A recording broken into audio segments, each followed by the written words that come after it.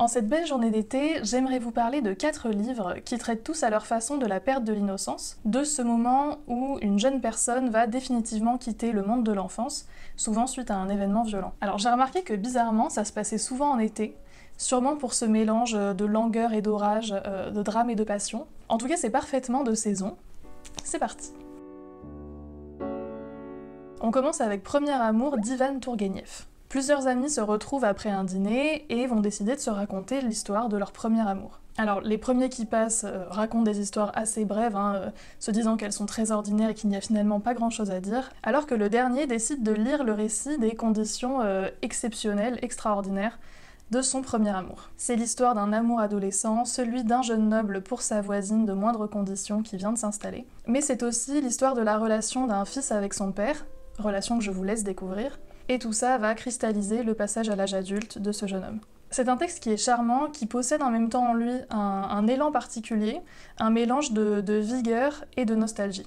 Alors c'est pas tant l'histoire qui fait la force du récit que son atmosphère, cette espèce de mélancolie qui semble prendre place dans un espèce de printemps-été éternel. C'est comme une bulle hors du temps, comme si on avait accès au souvenir de l'auteur, un souvenir exprimé avec douceur et sincérité. Parce que c'est un livre qui est en grande partie autobiographique et qui était l'œuvre préférée de Tourguenieff. Et on sent cet attachement particulier, cette authenticité de la voix du narrateur. Chaque lecteur appréciera ce roman différemment en fonction de sa propre sensibilité, et certains n'y verront peut-être qu'une intrigue un peu décevante, mais pour moi ce serait dommage parce que ce n'est pas ce qui fait l'intérêt du livre. Finalement, elle n'est qu'un prétexte, que le support à ce qui fait l'intérêt réel du texte, c'est-à-dire la pureté du premier amour et le regard bienveillant de celui qui l'a vécu. À présent, une bande dessinée avec Toutes les princesses meurent après minuit de Quentin Zuthian. On suit une famille sur 24 heures, un jour de vacances d'été. Il y a la mère, la fille et le fils qui vont perdre les dernières illusions qui caractérisaient encore leur rapport aux autres. C'est la fin de l'innocence, la fin de la naïveté, et ils sont obligés de se confronter à la réalité. Pour le fils, c'est accepter son homosexualité, mais aussi faire face à l'homophobie des autres. Pour la fille, c'est la question du consentement, du premier rapport sexuel, mais aussi de la pression exercée par les autres. Et pour la mère, c'est le divorce qui se profile et la fin des rêves qu'elle a pu avoir en tant que jeune mariée il y a plusieurs années. Dans cette bande dessinée, on a à la fois la douceur des relations qu'entretiennent ces trois personnages, mais aussi l'amertume et la violence du monde extérieur qui vont petit à petit s'immiscer. Finalement, l'atmosphère de cette BD est assez semblable à celle d'un orage. On sent que, même s'il fait beau, il y a quelque chose qui va mal se passer, la tension croît, et à un moment, l'orage éclate, avec ses conséquences.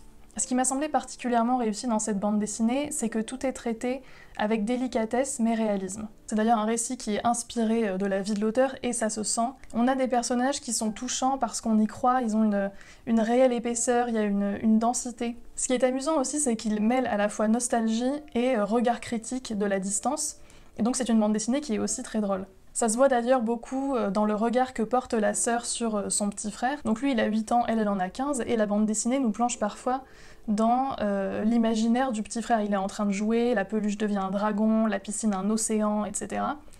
Et en même temps on a le regard de la sœur qui se dit mais...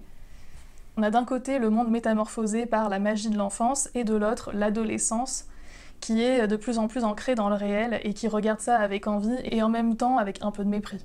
Et on sent de la part de la sœur aussi une certaine nostalgie et une envie de retrouver cette innocence perdue de l'enfance, et d'où une grande bienveillance entre les personnages. Et c'est ça qui est beau dans cette histoire, c'est qu'ils sont unis, ils sont tous conscients finalement de ce que vivent les autres par leur propre expérience, et il y a cette beauté de la famille malgré tout. Pour autant, l'humour vient toujours dédramatiser la situation. C'est absolument pas une bande dessinée qui est là pour faire pleurer dans les chaumières. Le graphisme sert parfaitement toute cette ambiance estivale, un peu onirique, avec un trait qui est assez doux, un peu rond, et en même temps parfois imprécis.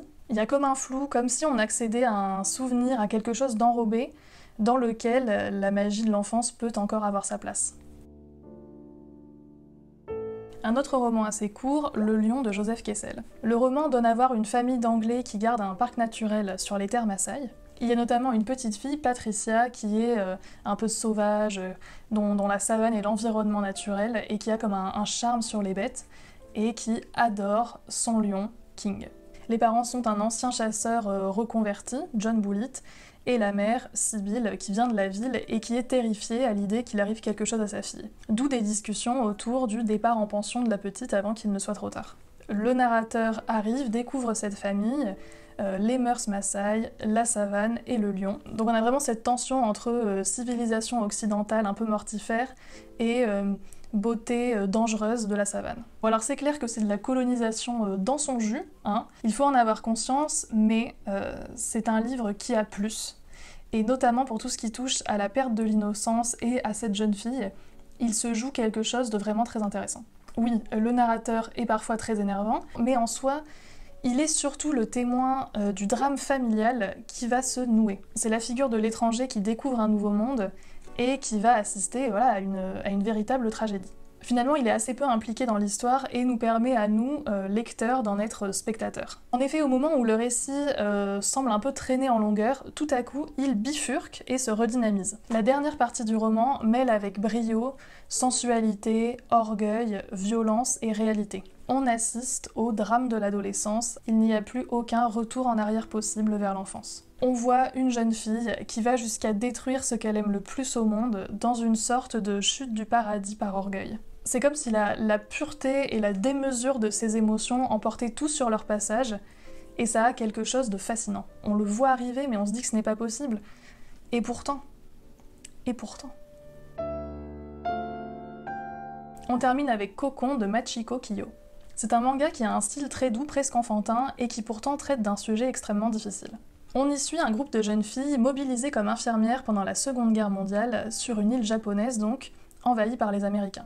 Il est donc question de la puissance de la propagande nationaliste, du sacrifice pour l'empereur, et de l'horreur même de la guerre et des situations dans lesquelles sont placées ces jeunes filles, innocentes, naïves et au départ même enjouées. Il y a une très grande poésie qui se dégage de ce manga, que ce soit dans le dessin, dans les relations entre les personnages, mais aussi dans la métaphore du cocon, qui permet de survivre, de ne pas voir ce qu'il se passe autour de soi. C'est une histoire qui avance sans se précipiter, chaque chapitre approfondit les personnages et les situations, mais constitue aussi un nouveau pas dans le carnage et la monstruosité. C'est toujours pire. On se demande comme elle quand cela va enfin s'arrêter, c'est un calvaire. À cela se rajoute le caractère absurde de la propagande, des ordres, des suicides et du sacrifice de masse. C'est insoutenable et prenant, on n'en peut plus, mais on ne peut pas s'arrêter. Et c'est extrêmement bien dosé, justement, entre suspense et pudeur. Il faut aussi savoir que c'est une histoire qui est inspirée de faits réels, ce qui la rend encore plus insoutenable. On assiste à la perte de l'innocence de ce groupe de jeunes filles qui découvrent la réalité de la guerre, mais aussi de leur propre pays. Elles voient peu à peu derrière la propagande, derrière les promesses de victoire imminente, mais qui n'arrivent jamais. C'est poignant, ça prend aux tripes, ça donne envie de pleurer, de vomir, de hurler. Et pourtant, le manga n'en rajoute jamais, c'est sobre et terrible. Personnellement, ça m'a ravagée. Vous l'aurez compris, à lire absolument.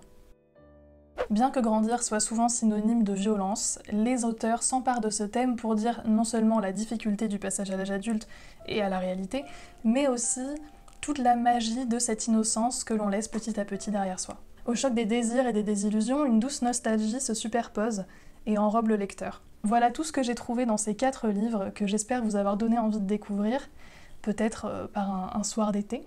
N'hésitez pas à vous abonner, à mettre un pouce et à me donner vos recommandations en commentaire. Bonne lecture et à la prochaine!